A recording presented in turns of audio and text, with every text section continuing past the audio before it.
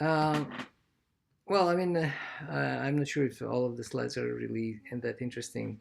Just the idea that the AI can help in creativity.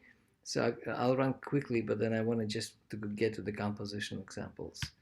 Um, and so, yeah, I mean, I don't know. I don't know if that's really relevant in the sense that, I'll be happy to go through this, but since we're limited in time, I want to get to the point that um, uh, we give some examples. But on the overall, I mean, there are these different domains. There's generative art, there is artificial intelligence, and there is computational creativity.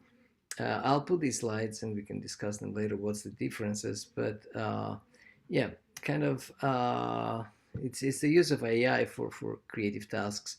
In some sense, this is what makes uh, computational creativity different than normal AI, because in AI you usually solve a problem that is solved by humans.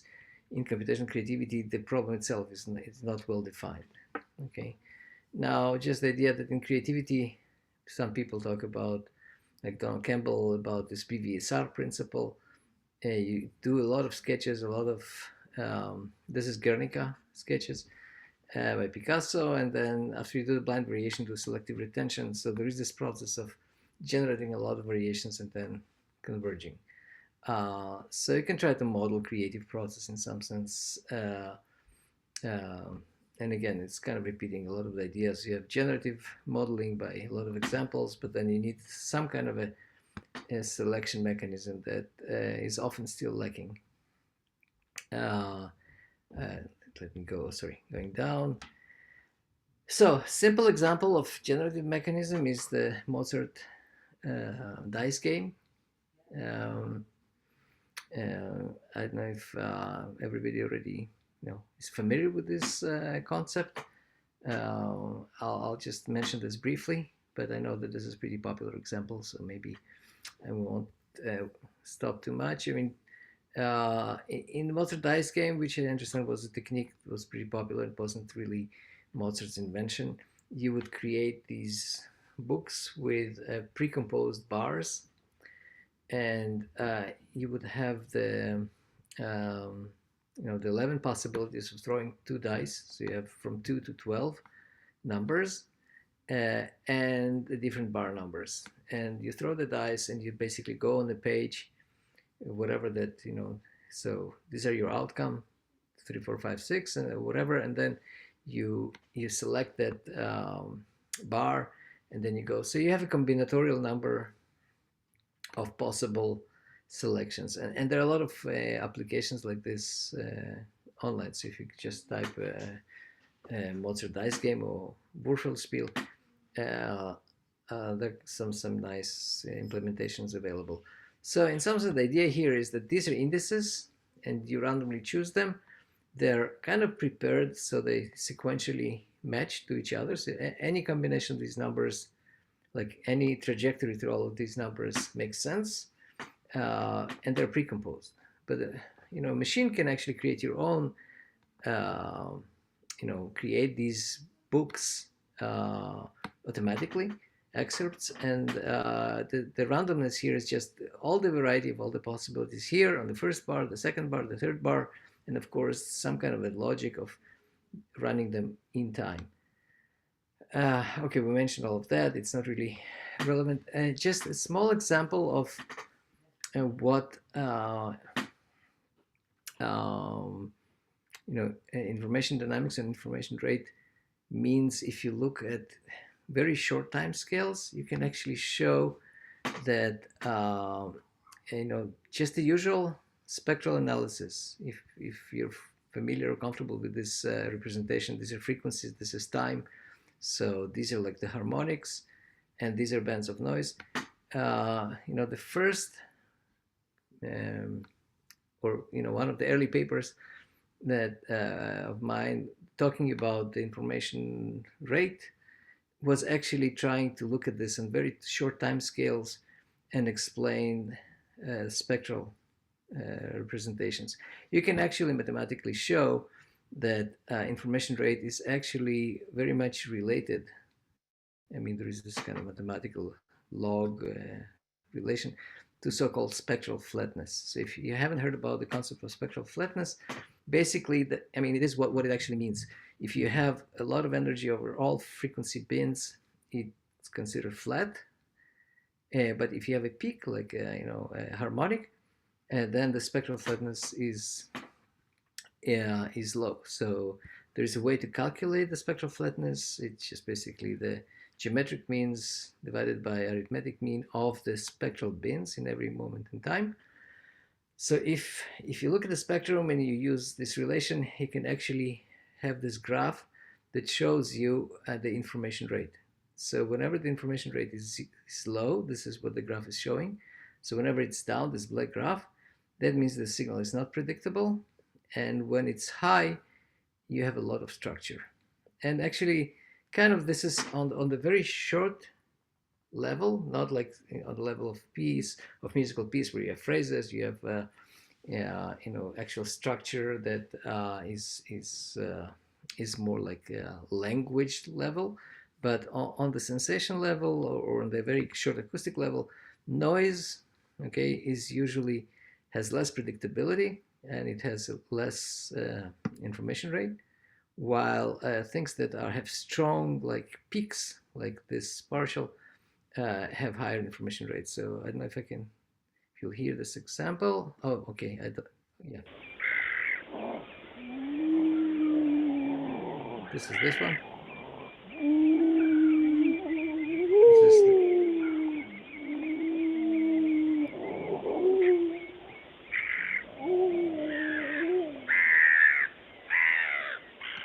So, I mean, this is in some sense just almost like, well,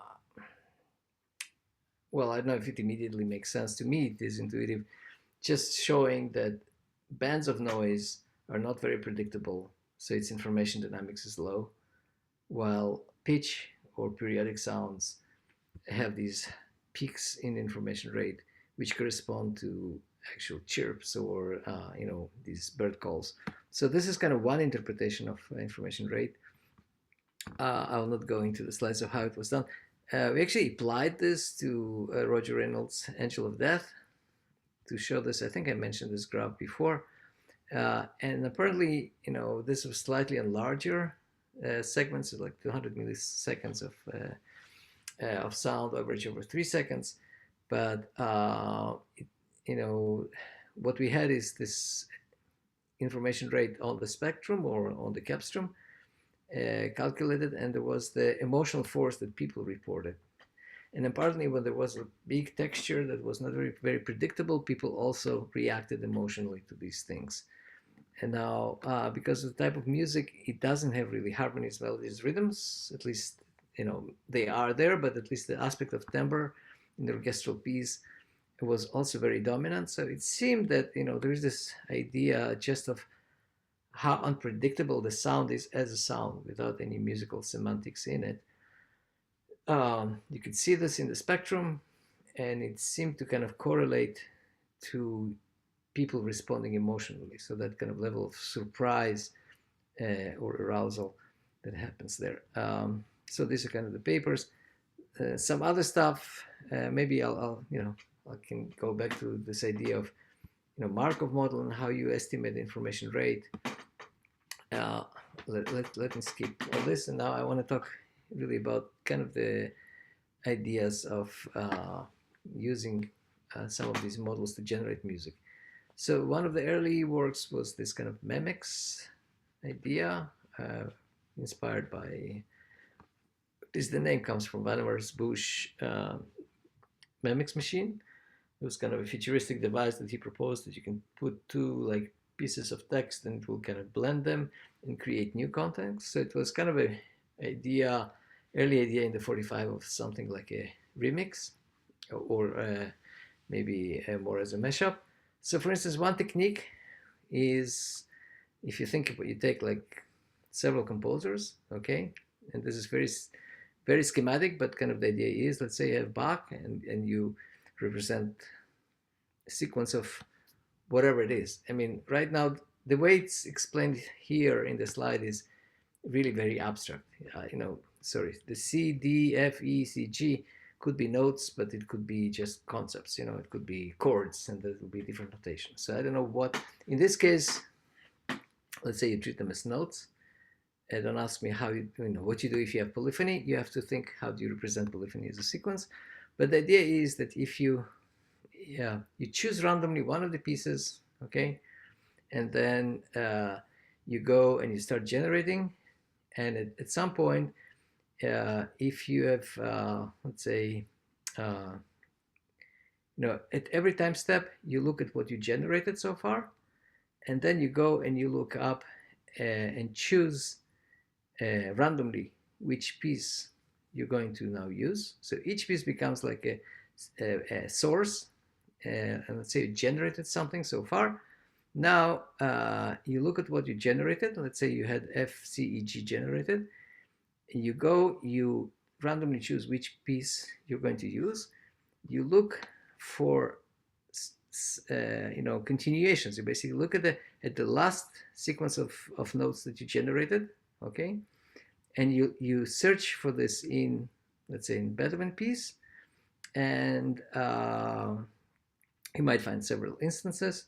Then you go and select maybe the longest continuation, and you copy the next note, and then you repeat the process. So basically the idea is you have multiple musical pieces, okay, you start recopying from every piece.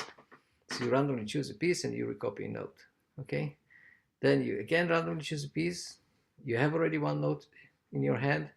You look for that note in the piece that you've now selected randomly. You look for this note and recopy a continuation. Now you have two notes. You throw a dice. You land in one of the pieces that, let's say Bach, Beethoven, Mozart.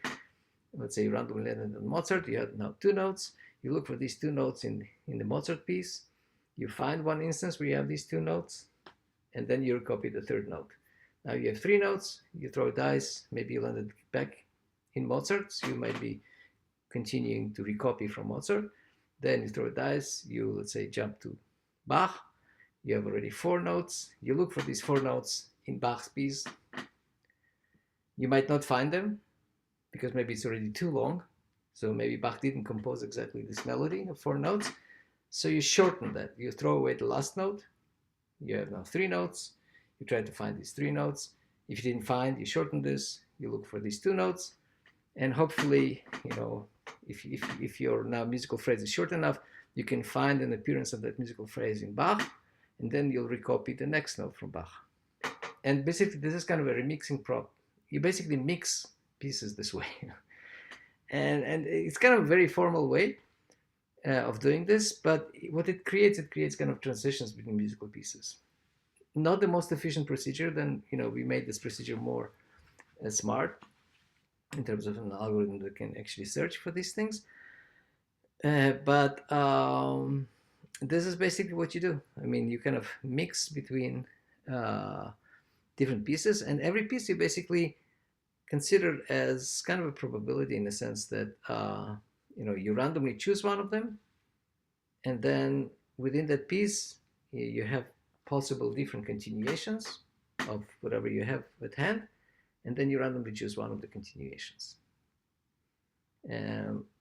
Maybe not musically very interesting, but actually that kind of resulted in some musical compositions. I might be able to play them later, depending on how far we are, how late we are. And then, okay, yeah. So I was checking the chat, but if there are any questions. So there is this concept of music as information source. I don't want to kind of stop the flow and try to explain how entropy is related to the typical sequences that are happening. But when I mentioned that in open music, one of the early implementations of these algorithms was for compositional, basically computer-aided composition. There was this, it still exists in open music, the LZFI method. Now, what LZFI does, it basically, instead of searching across different motifs, or you can do the same on just in one piece. You can basically, for any motif that you generated, you can basically look for continuation within that piece. So you kind of start remixing inside one piece, or you can concatenate many pieces and you can jump between them. But the idea is that you can find repeated motif or typical motif by using a compression algorithm. I will not kind of go too much into details of how Lempel-Ziv algorithm works, but it creates a tree of continuations. It basically it goes through a sequence. So usually it works for text, but you can apply this to music. And every time it tries to find, a new phrase that appeared previously. So this is kind of an example of trying to analyze, let's say, abracadabra. And this is kind of a different way of trying to parse or cut a piece into phrases. Okay? And the idea is very simple. It's called incremental parsing. You go through the sequence, and every time when you see a new symbol, you basically chop it up. You basically put a comma. So you will have A, then B is new, you put B, R is new, you put R. Then you get, and you see A again. Well, you have seen A before, so you kind of remember that you seen A. Then you move one step further, you see C. Well, you never seen the pair AC because there was AB here. So you use this as a new motif, and you basically kind of cut it out. You put a comma here. Then you go again, you find A. Well, A was here and A was here, but then you go to AD. Well, you never saw AD before, right? Because you had seen AC and AB. So you cut it out as a new phrase. Then you go to AB. Well, you had seen A, you seen B, and never seen A, B together. That's kind of not a very efficient algorithm. It doesn't really look through everything. It just compares this to what it saw before. So you cut out an A, B. Then you have R. You have seen R before, but you now add this to RA. So if you follow this process, and I know I was kind of running through this very quickly, you can write this as sort of a tree. You have from nothing you've seen A, like so just individual motifs of length 1, where from nothing A, you had B, you had R, then you had A continued by C, you had A continued by B, A continued by D, and you had R continued by A. You create this tree. This is basically this incremental parsing tree. Now you can use this to generate mixes. How you do? You basically make a random walk on this tree. Okay, you can calculate continuations, and you can actually generate now more phrases by kind of starting randomly. You go, let's say, go A, C. Now you look, well, there's nowhere you can continue. You throw away A. There's nothing to continue here because there is no C. So you throw away C. You start again from nothing. You go, let's say, to B. B has no continuation. You go back. Then let's say you go into R, and then from R you have to continue into A, and then when you have A, you jump back here, and then you can continue to B, and so on. So this is kind of the whole idea. It keeps on repeating the same, just different methods of taking a piece, cutting this into phrases, and finding repetitions of these phrases. So eventually we started using a different algorithm called factor oracle, and it's just a method of taking a sequence like A, B, B, C, A, A, and what I want you to see are these arrows back. So there is this mathematical technique that actually takes a sequence and it's able to find repetitions. So it basically shows these backward links that link repeated suffixes. So you see ABC, but ABC has a suffix, which means the past, which matches this segment, BC, belongs to. This one, ABC, matches this ABC. So what we have is these kind of, so there's an algorithm that allows us to find all these related repetition in a sequence. And then what we do for improvisation, we just follow these bottom links. I will skip right now explaining what are the upper links, but the backward links, we actually, what it tells us is where in a musical recording or a musical score, you have phrases of different lengths. So it also gives us the lengths of the repeated phrases. We have similar materials, okay? And the improvisation is basically going randomly back and forth. You can either go back or forward, or you can go and recopy the original music. So if you go like on the original playback, that'll be your original sequence. But at any point, you can either skip forward or you can skip backward. And there is kind of a random factor, how long you want to go forward, how long you want to go backward. And this is the process of basically taking one recording and kind of randomizing it.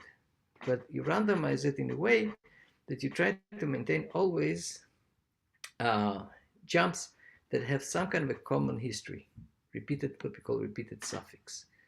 So this was kind of a remixing technique that I think the easiest way to think about this was like you have a record and you want to skip the needle from place to place, okay? But the jumps have to follow this graph. So every time the needle skips, it will jump from a different place in the record that still had the same immediate past. So it had the same logic. So at least on that continuation, on that jump, when you glue it together, it still had the same musical logic, okay? In the sense of it had a sequence of previous events that were common.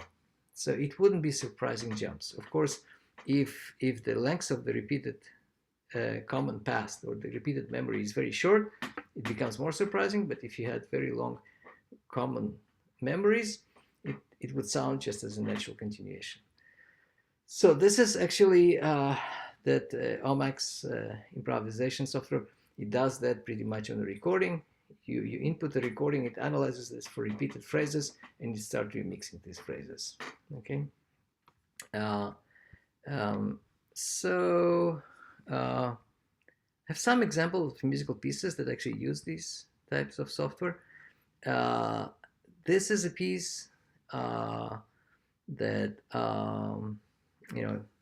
Janusz Negesi and Paiviki performed, when Janusz was alive. And this was done by remixing several classical musical pieces. It was actually, I ran the software on the score, on the MIDI score, and then the mix was printed out as a score, and Janusz and Paiviki played this. So just to give you an idea of type of music that this method can compose if we're using, classical music as a source. So here, can I show the example? I hope it plays. Oh, okay. Well, I have to look for the. Sorry, I didn't check all these media. So I can play these examples. Maybe, yeah, enough makes sense to play them now. I think we're getting a little late, but the technique itself is this kind of a jumping around from place to place. It can be done on audio, on improvisation. This is kind of like a very simple techniques that you use, existing music, existing examples. Frankly, these could be individual pieces, but that are long enough. And if just I want to try to see, let me see if I can find some of them.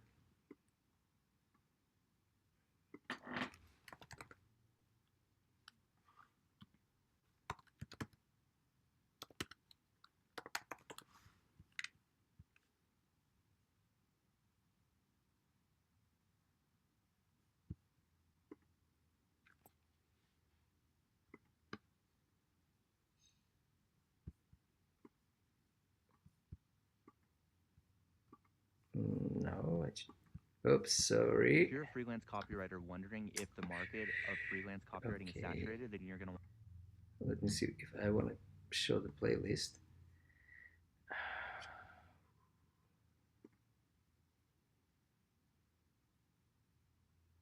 Not this one, sorry. Come on, how can I see the playlist?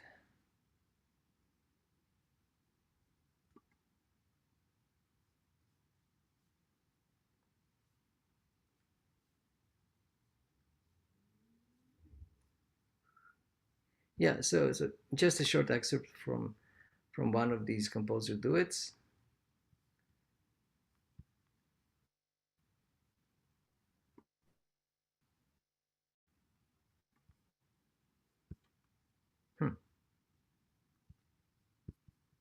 I cannot hear it.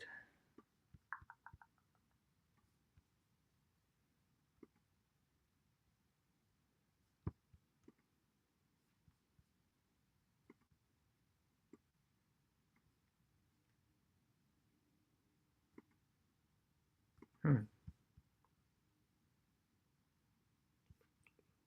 Can you hear it? No, right? There is no sound.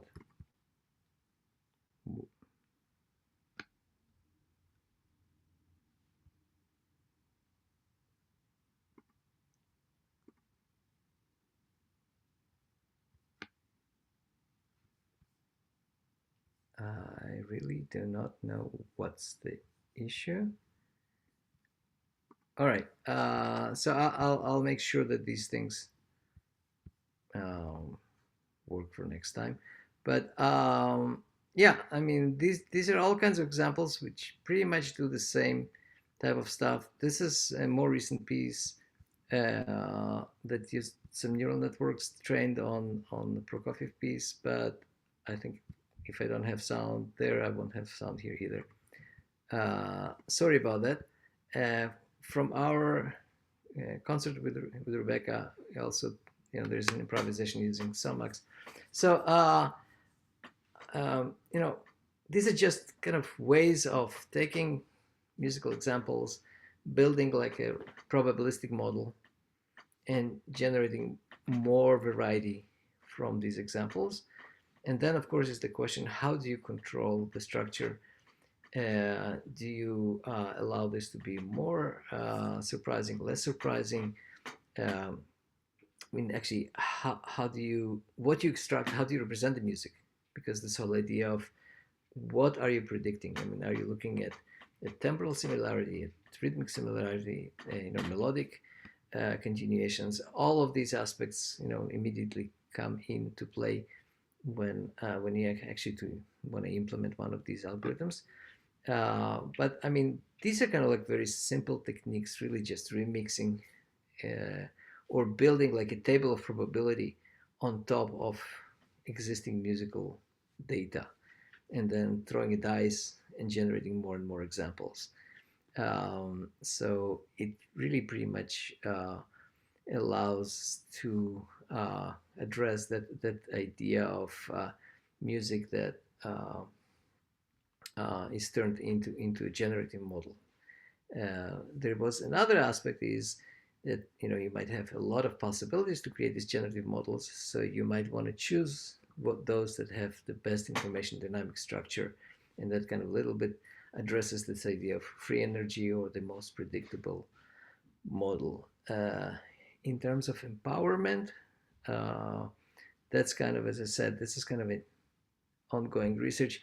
One way to think about empowerment, which means like an action, it it depends what you do with this model. So let's say some current research is basically trying to use this as a system that responds to the musician.